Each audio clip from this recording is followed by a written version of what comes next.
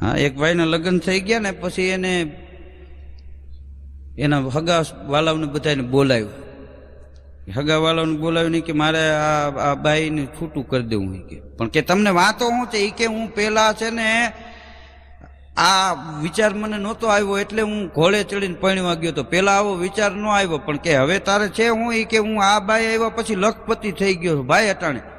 તો કે પેલા તમે શું હતા? એ કે પેલા કરોડપતિ હતું. અહીં ખબર પડી કરોડમાંથી અહીંયા પુગાડી દીધું એને. બોલો.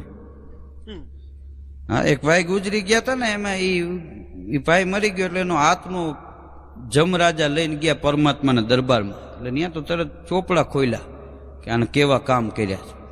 ચોપડો જોઈને કીધું કે આને તો બહુ પાપ કર્યા, આને સારું કામ સપનામાં કોઈ દી નથી કર્યું, આને નરકમાં જવા દો. જમના દૂતે તરત ઉપાડ્યો ને લઈ ગયા નરકમાં. હા, નરકમાં પૂરી અને